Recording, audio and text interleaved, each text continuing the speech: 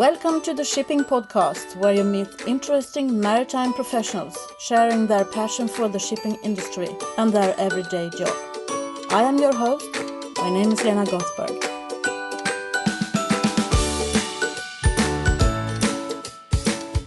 Hello, Shipping Podcast listeners. This is the 56th episode of the Shipping Podcast. I'm so happy to report that I've come back from Copenhagen and I'm totally filled up with energy and good spirit from the conference I attended in Copenhagen. And I've gathered so many interviews for you.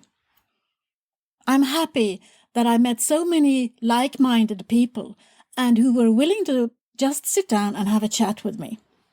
But that you will hear during the summer. I'm a little bit ahead of myself now. Another thing that is giving me a lot of energy is that I've soon reached 70,000 downloads of this podcast. I never thought that would happen. I thought maybe I was going to get like my family, my closest friends, or twist the arms of some people to listen to it. But now I can see that this is actually turning into something bigger than I thought from the beginning.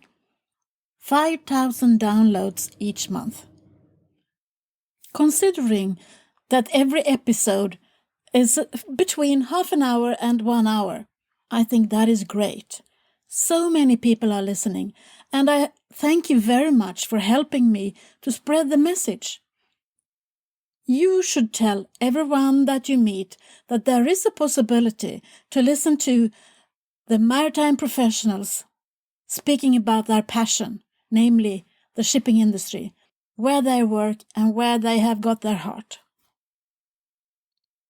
For this episode, I met a man who was giving a speech at the conference on autonomous vessels. The conferences on autonomous vessels are like, I don't know, there are so many right now, but this guy caught my attention. He is the Director of Strategic Marketing at MacGregor, and his name is Ejdersten. So the next time I went to Stockholm, and that was mid-January this year, I asked him if we could sit down and have a chat about what does MacGregor do and what do they see as the future for the maritime industry. What is his view and how do they plan as a supplier to the maritime industry? I hope you enjoy. This is Ejdersten for you. Welcome to the Shipping Podcast. Could you please introduce yourself? Thank you. My name is Ejdersten. I work as Strategic Marketing Director for MacGregor. MacGregor is part of the Cargotec group listed in Helsinki. And MacGregor is a global leader in cargo handling, load handling, and offshore mooring. We have a quite strong brand portfolio consisting of brands as MacGregor, Hatlapa, Pusnes, Triplex, among others. And today we have about 2,000 plus employees globally. And we've been around a while. Founded MacGregor & Company was founded in 1937. And with one of the later acquisitions, Pusnes, actually our history dates back even longer. So from 1750. And I think the first winch was delivered like 1891 or something like that. So with that record, we say that we have basically some kind of equipment on every second commercial vessel in the world today. So quite a nice footprint. And how did you enter the shipping industry? Yeah, so like many others, it was started as a coincidence. I may have had my heart with the sea for a long while, but at the end of my studies, I did my thesis work at a maritime company called Interspiro and started to work there. They were developing professional diving equipment for Coast Guard, military Navy applications, for mine clearance, etc.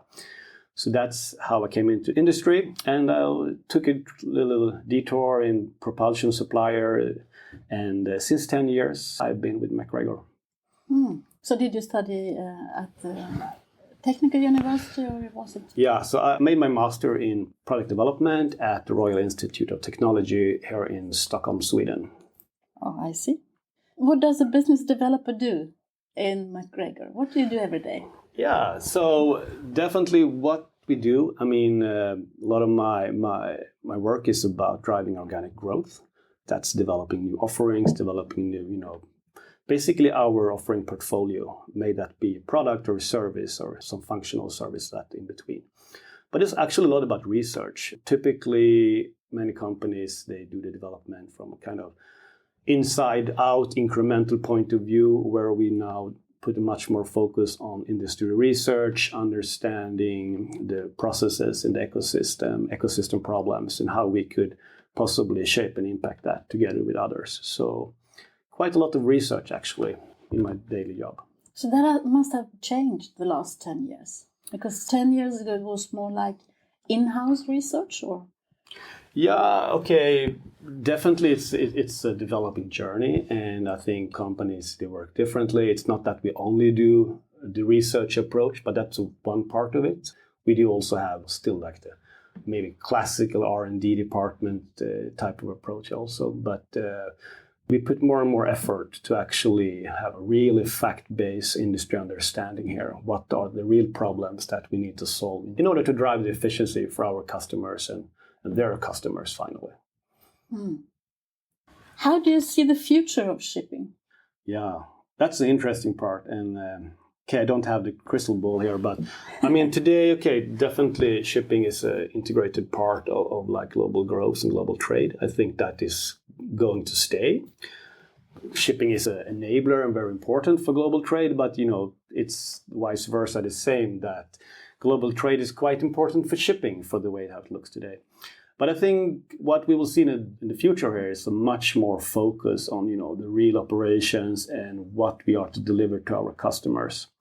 If today there's there's a lot of focus on like large new vessels and equipment and so, but the end customers, they don't really care about the new vessels or the new crane, etc. It's about delivering either goods or, producing oil or etc. So I think we're going to see much more focus on the core, what do I deliver, how we can add value to our end customers, and we're going to see more players talk more about that than their equipment. Can you give me an example or two of what you're talking about? Well, I think some very good examples is around what we have done for container ships, for example. I mean, typically how that process looked like is that at the very end of the process, you came in and specifying and doing like the cargo system design, when a lot of the hull and the interfaces and like hatch covers and latching bits, all this was kind of locked already. So at the very end of the process, you came in and tried to design the cargo stowage system, which actually set the boundaries for the vessel's cargo intake. So what the consequence in the industry was that there was a lot of vessels, or almost all of the vessels, they had like a nominal capacity declared, but they couldn't take that in reality, not in like with realistic GM conditions or cargo profiles. So what we did with some customers, that we really turned the process around, and we made a very thorough analysis, what's the exact cargo mix and cargo profile for the intended trade area. And then we designed the ultimate cargo system around that, with all like the interface products in hand, which is hatch covers, lashing bridges, and loose lashing, etc. And when that was specified to the optimum, then you kind of built the vessel around the cargo system. That was the main difference, how it's typically done. And just to prove the case, what we've seen, did this, for example, for United Arab Shipping, and now there is pushing world record by world record with their big vessels. And just prior to Christmas here, they came to London Gateway with 8,700 TEU of containers or something like that. So that's loaded containers. It's on the main hold. It's not backhaul with empty containers. So there is clear potential in just like putting the cargo in the center, as in this case, to really look what's the pure reason for this kind of ship. It's to transport cargo. So, let's optimize it around that. And that's just one example how we make a quite good impact in the industry. But that must also make an impact on the people working with it.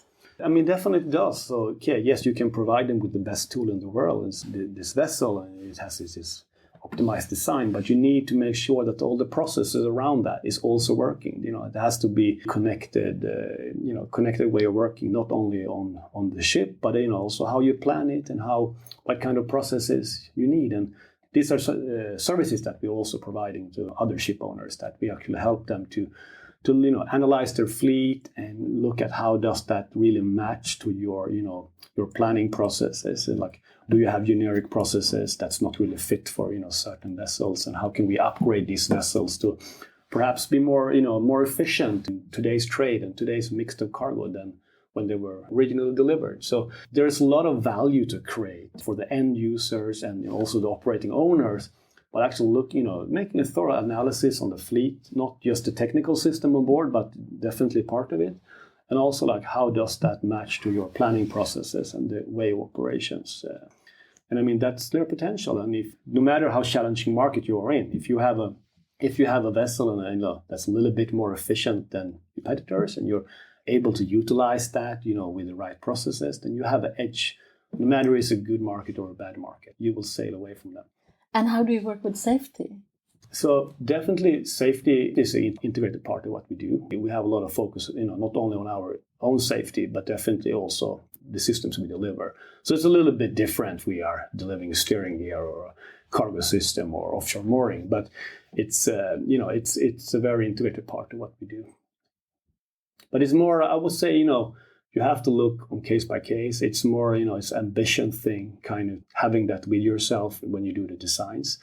But if you look also on the reality, what's the most common accident? So it's slips and falls. So it's not maybe so much around how you did the original design, but it's also, what's the safety culture on board? Like, do you leave, equipment lying on deck or mooring lines or whatever, iron bar or something like that? So there's a lot of factors to influence onboard safety. But it's going to start with having that in mind in the original design, also offer, proper training for the crews, and not just the first crew, but the second crew as well, and, follow up and making sure that, proper maintenance is done, because that's, again, quite common factor for machinery failure, that, the maintenance isn't really done as it should be done. So what we do there is, for example, we have some kind of service agreements that we offer owners, and there's quite many of the large operating owners that actually now trust MacGregor here to take a very wide responsibility for the onboard maintenance, that's like a foundation for avoiding accidents. I don't see that many people talking about that yet. No, I think that's what's to come. That's, I think, what's the future. So we are still quite, there's a lot of focus on the assets still, ships and gear. Yeah, I agree. What do you think about autonomous ships? I met you at the Chalmers Lighthouse a couple of months ago, and you were talking about autonomous ships. Yeah, so I see it's a matter of time. It's going to come. I mean, we see autonomous vessels in different areas, maybe drones or cars or trucks, etc. So it's not about technology, that's basically there. But I think it's a journey also. That might be, the kind of final outcome, but on the way there, we're going to see more automation, perhaps partly autonomous operations, including in that. But we're definitely going to get there. But there's many steps on the way, and before that, it's going to be more automation and more situational awareness support and some kind of digital offerings around that. I think depending on the age of the person I'm talking to, I get different answers, because some people look upon this autonomous or automation of part of the shipping industry to be something scary and something that is terrible that's going to happen. And then I speak to the young people and they say, when does it come? So it's a little bit of an age thing, I think, as well. But what is there to be afraid of? Well, I'm not sure it's so much to be afraid of. I mean, definitely change is always challenging to the mind, no matter which area. But on the other hand, you have to kind of embrace change, because there's always going to be development. So yeah, perhaps it's an age thing, depending where you're coming from, if you see this as a threat or if it's opportunity. But looking at our industry, I would say this is definitely opportunity. We are in a situation now that there's a huge network, there's a huge infrastructure, but there's a lot of challenges also. It's built a lot around manual operations, and this is a potential game changer. It will not come overnight. It's going to start more locally before it goes into more, transatlantic trades, etc. But it's definitely opportunity to increase performance, safety, etc. in this industry, and ultimately deliver better service and more value to the end customers. But it builds also a little bit on the connectivity that isn't there yet? Well, I mean, yeah, connectivity is partly going to be needed, depends what you want to do. And I'm not sure if it's not really there. I mean, a lot of the vessels do actually have, satellite connection or something like that. Perhaps not with the greatest speed and that's vessel by vessel, depending on where they're operating. But a lot of the infrastructure for connectivity is there.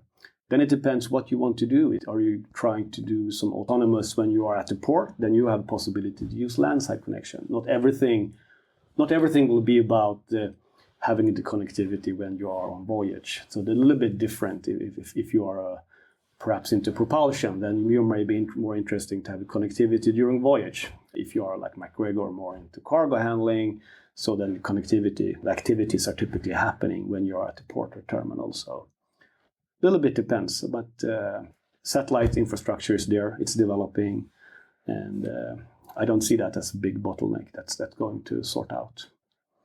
So your clients or your customers are ports? No, ship owners? Yeah. So I mean, we are. So it's a kind of like a multi-customer environment. Basically, so there are OEM suppliers like MacGregor, and there's shipyards who are physically building the vessels, but of course, someone has ordered that vessel as is a owner, either operating or non-operating. So I would say in the most cases, the shipyard is our transactional customer. But of course, the end user is the ship owner or operator.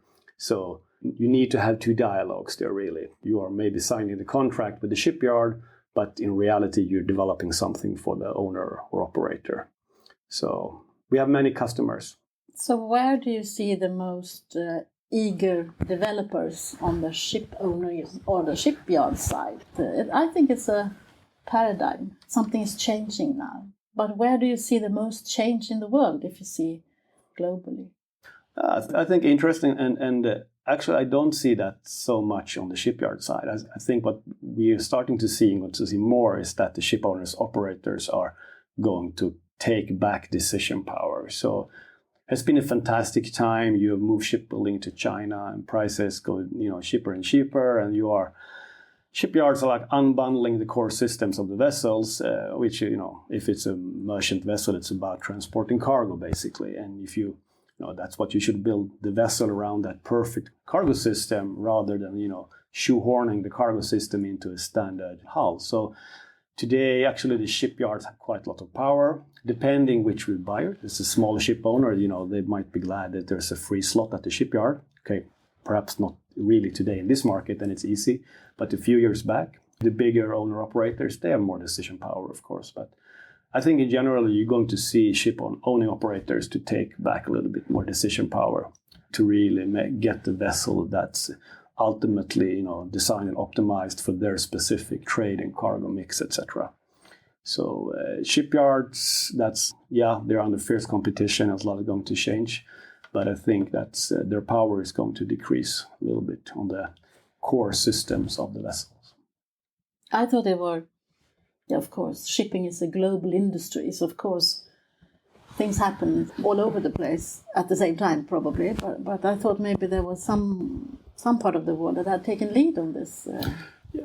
I mean, okay, so it's a big industry, and I mean, depending, where you draw the borderlines, is it 80,000 or 50,000 vessels out there? It's a little, but how you define it, but still, it's so that I think the average ship owner has 4 or 5 vessels. But they can do that's mom and pop business maybe. They can do operations in one way. And then there's large players, and we all know these names, and they have different setup, different power, can do analytics, etc. So it's a very mixed industry, and some companies are operating in a very narrow, specific trade. Others are more on the spot market, and maybe a bit more general. So there's all kind of customers and all kind of shipyards, and ultimately at the end of the day, it comes down to people. So. There are some that actually, they want to drive change. They have very specific ideas, of different quality, and others are more just like following what can get a ship to a good price, etc. But I mean, it has an impact, and I mean, today we see. I think last week we saw yet another record here: 2010-year-built container vessel sent for scrapping. So it's it's very new, and So maybe that size of vessel when it was ordered was kind of outdated already. But that's how we see the consequence today. So, based on what information and facts do we actually, put those quite large order at the shipyards? But it's a mixed picture. Yeah, and I also think that we are seeing the change in generations of people, which also have an impact on how the business is run and how it's developing. I see a lot of second, third, or fourth generation ship owners now coming into the hot seat or the CEO of the shipping company, which also means that they have grown up with other references in their lives. And then they come into this company and then they want to change things as well. I think it's also the people, and it's the trade, it's the shipyards, it's the technical developments. And so there are so many things happening at the same time now. I think it's an exciting time to be around. Yeah, I think definitely it is. And the pace of change is just going faster. And, when you are changing maybe to either a new generation of people in decision position or you are moving people between industries, they come without the backpack and the luggage. So it's not only about experience, but also the liberty of not having those old rule of thumbs in the back that you have to, it's kind of limiting your mind. So definitely like the development pace is increasing and I think that's going to affect it. And of course, the world is changing. It's just going faster and faster. And I have not been in the industry very long. 10 years with MacGregor is still nothing if you compare to the greater industry. And just only these 10 years, how we see, ship sizes double. And I still remember when we thought like 10,000 TEU container ship, like what's you going to use that for? And, what's the maximum need in the market? And now we are close to 20,000 TEU. It's just continuing. So it's a rapid development. Is that the biggest change you've seen in your 10 years? The size of the vessels? Definitely the speed, how the sizes, that's one of the bigger changes, I would, notable changes. And of course, there's ups and downs in markets, etc. But that's natural in every industry. But I would say definitely the vessel size, that was a very fast journey.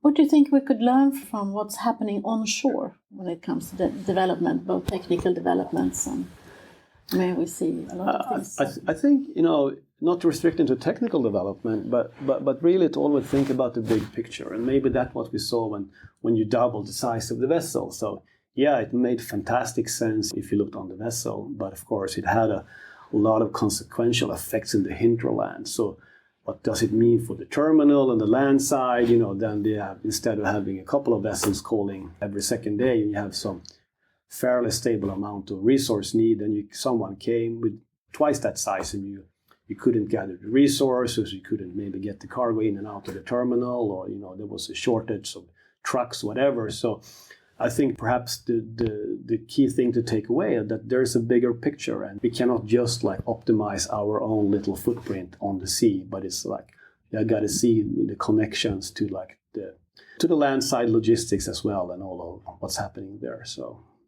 the whole ecosystem, more or less. One of the things I think that we also see, and that is happening now, is the knowledge sharing, because that has not been very common within the shipping industry before. But I see it now that people are cooperating and collaborating and sharing knowledge. Yeah, definitely. And somehow I think that's a good starting point now, when I mentioned that how to look at the bigger picture. And like, you are not going to be able to drive all this change yourself. You need to find new corporations. You need to co-create this kind of change. And who you're working with, that will depend from case to case. But if you're more in that, it's a little bit more complex, but you have more power and you have more information. So there's a lot of formal cooperation between companies, but also just look at social media, how easy it's to get access to, what's really happening out there. And, just join us if you're interested in some area, join some specific group on LinkedIn, post a question, etc. So it's quite easy to get whole information, and people are eagerly sharing, actually. So yeah, it's a fantastic way to actually shortcut the development. You don't have to do the same mistakes as the others have done. Just put the question out there and try to learn from the others. And that didn't happen before, I promise you. I've been around longer than you have. No, I mean, definitely, and you know, that's a part of technology has made that possible, and I think that's one thing. Today, also a couple of years here, are quite challenging market condition. It also forces the companies to rethink. So, which is it's a perfect opportunity now to drive change. When everything was up, people were busy counting money. No one had really the incentive to drive change. But now it's very there's a burning platform literally, and it's a good reason to actually look outside your own office and find new collaborations. How do we make the shipping industry more visible? I think a good start here is actually, let's talk a little bit more about what we do for the end users. We are in transporting some kind of cargo. A little bit, what does it mean for, getting some connecting countries and industries, etc. Not talk so much about our own assets and ships and vessels. I mean, a lot of us have technical background. Yes, it's fantastically interested. I'm also excited when I see some new vessel design, but it's not really, the end customer doesn't really care. So I think we need to change a little bit to focus what we talk about. Not so much what kind of new gear we are building, but what does it mean for the ecosystem? How does it create value or less environmental impact, etc.? But how? How should we do that? Because I speak to organizations and they are talking about campaigns and ads in newspapers, and I think we should try and use the young people in our industry because they are used to social media, to blogging and whatever. Yeah, and I don't remember the exact figures, but I think quite recent study by one of the international labor unions or something like that. What they saw, what's the biggest change that happened in shipping? To talk to the seafarers. Okay, we're getting paid on time and we got connectivity. So they got connectivity, and then you look how many people are on social media. I think it's like 70% of seafarers, and of course the back office mentioned as well that are on social media. So it's kind of the backbone is there already. We have the channels to communicate, but it's more matter what do we talk about. So if we want to draw more interest, I think let's talk more about what value we create, and then does it have to be super more visible? Yeah, maybe a little bit, but I think that's not what should be driving us. I think what should be driving us is how do we raise the efficiency in this industry? How do we transport more cargo with less emissions or at less cost, or doing less waste? Perhaps having vessels that will actually be relevant for 20-25 years and not be outdated and scrapped after 5-6 years that we see some cases now. So, it's a mixed picture, but the whole social media thing, it's already there. So we don't need to develop it. It's maybe more, what kind of topics are we talking about? Some people tell me that we need some superheroes. We need our own Sir Richard Bransons. I'm not sure. I mean, why? There's no shortage or lack of very interesting persons in this industry. And we don't, you don't need to do everything yourself. That's, I think, the whole collaboration and co-creation idea. That together, if you join more forces with someone, you're a little bit stronger. So still, you have Sir Richard Branson. He is active here. I mean, he founded Carbon War Room. He has a part in what is something called shipping efficiencies, actually doing quite interesting research about emissions and vessel operations, etc. So if that's a superhero, then he's already here in the industry. Yeah. Who would you be curious to listen to in a shipping podcast? Yeah. It's a very interesting question. So I think one person I would like you to interview is Mr. Jörn Springer at HapagLloyd. He is a very interesting character with a lot of focus on real fleet performance and efficiency. And I see that HapagLloyd is one of a forerunner as a owning operator. So I think he's a very interesting person to talk to. Did you have a role model when you were growing up? Probably, but I must confess I don't even remember it. Do you think it's important for young people to have role models? I think definitely there's a need for that, and depending how old you are and what you do, there are different needs. But I think rather entering into the age where you start to work and try to create some change is more about having a what kind of ambitions and what are your values that are driving you. That's more important than specific person really. And also to be able to grow and to try things and make mistakes. that's how we learn from start, right? It's not always a success, but it's trying and understand what didn't work. So, and I think, if you want to have your organization that is actually delivering more value tomorrow than today, you gotta empower people within, a certain frame, let them fail, let them try, because that's the way to real success. It's not everything is an immediate success, really. Rather the opposite. Thank you very much for your time. Thank you, Lena. It's a real honor to be on the podcast. Thank you. Thank you, Marcus. I enjoyed our chat, and I hope to see you soon again, because we got more things to talk about. Wherever I go nowadays, people are a bit curious about the podcast and how did it start and how do I do it and what do I do? And I think the most common question is, where do you find your guests? Well, I have the ambition to mirror all parts of the industry because I realize that there are a lot of people listening who doesn't know the first thing about shipping. Even though I understand that there are some people within the maritime industry also eavesdropping on this one. But I want to have people representing the entire line of businesses that is actually within the shipping industry. But of course, I started with the low-hanging fruits. I started with the Swedes and a few Danes, actually. And then I got criticized. Why did you do this podcast in English? You have only got Swedish guests on it. So I tried to explain that I wanted something bigger. This was just the beginning of something bigger. But of course, I took that as criticism that I should listen to, and I went to London.